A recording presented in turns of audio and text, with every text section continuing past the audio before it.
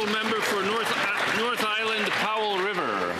Mr. Speaker, after 10 years of Liberal government, Canadians are facing a cost of living crisis, and now Liberals are proposing to ban all gas-powered vehicles, including pickup trucks and SUVs, in just 10 years, a policy that will cost 38,000 Canadian jobs and drive up the price of new vehicles by $20,000 each.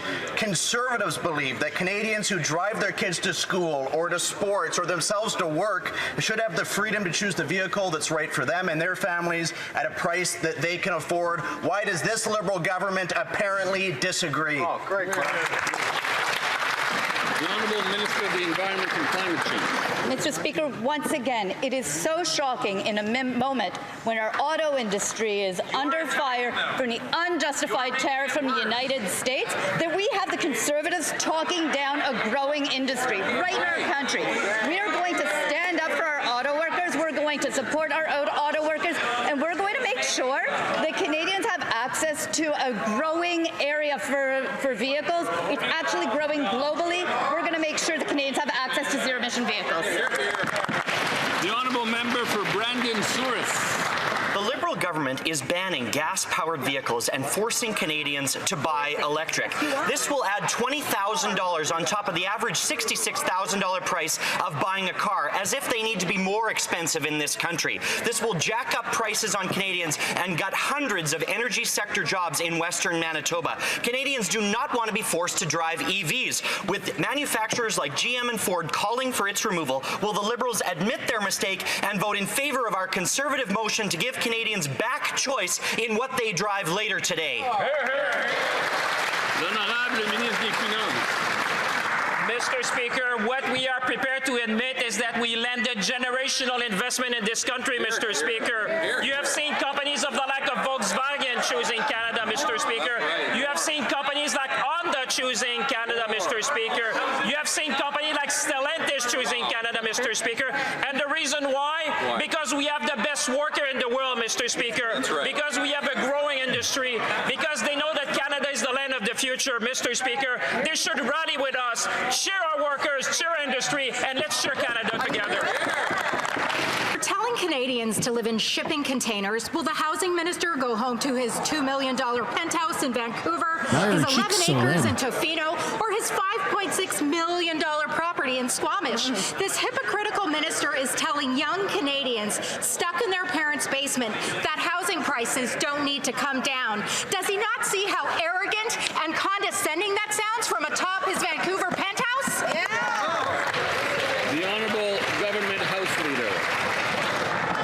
Mr. Speaker, I honestly don't know where honourable colleagues across the aisle are going with this questioning. The minister is obviously in full compliance with the strictest ethics code known of in the Western world. It applies to all of us. It applies to that minister. He will be in full compliance with that.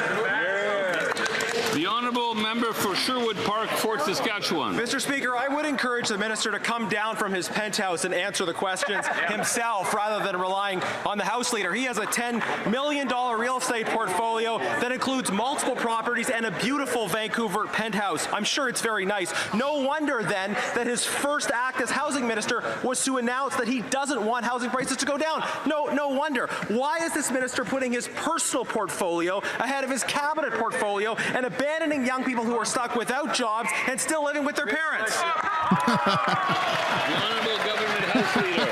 He's pretty cheeky, eh?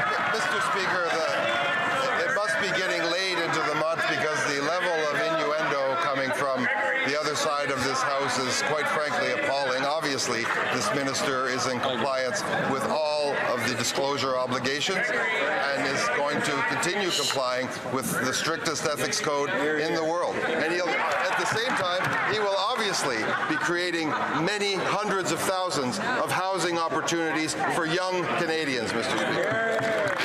The Honourable Member for Sherwood Park, Fort Saskatchewan. Mr. Speaker, I do want to be generous today and offer the housing minister one more opportunity to respond. The issue here is that the minister, who's supposed to be solving the Liberal housing crisis, actually has a personal financial interest in seeing that crisis continue. I think to most Canadians that would seem to be a little bit of a problem. How can we expect the penthouse minister to actually solve the Liberal housing crisis while the same housing crisis continues to make him even richer?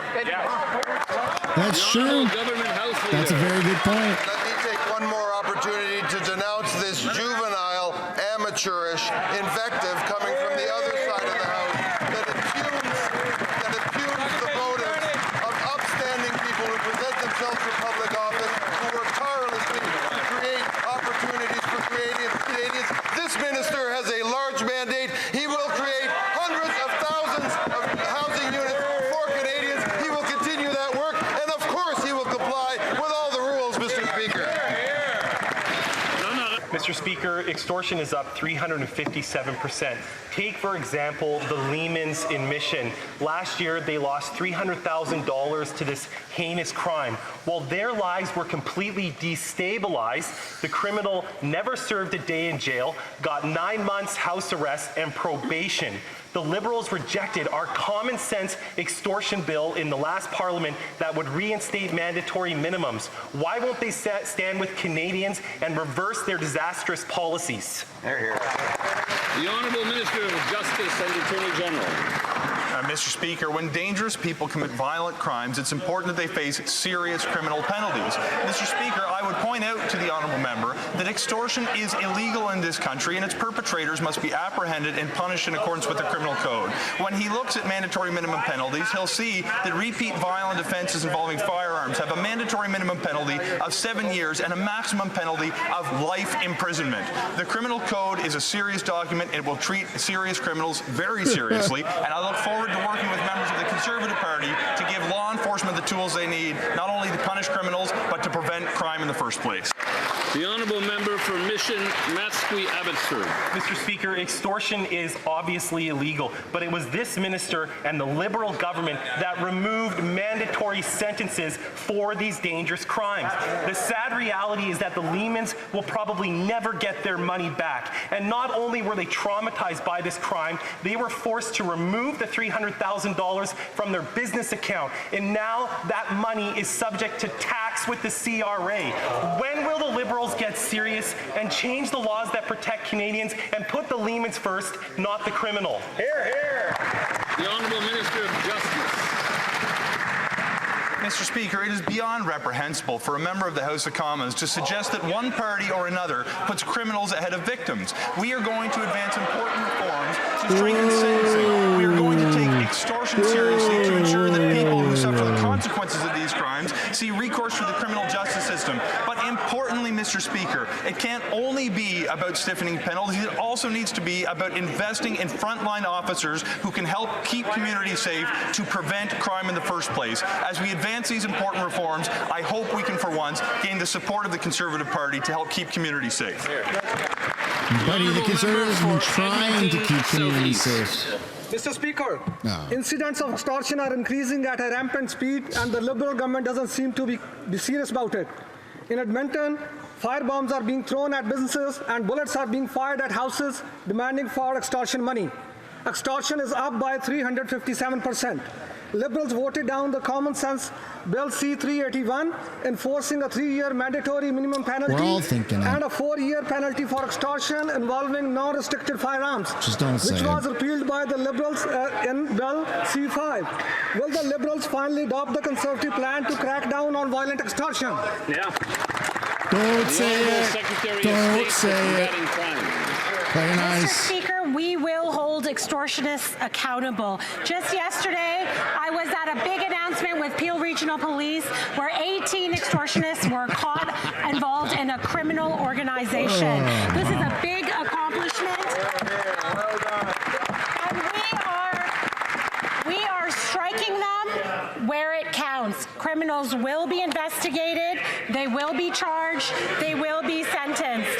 Mr. Speaker, extortion carries a maximum sentence of life in prison, a minimum sentence when done with a firearm of 5 years, and with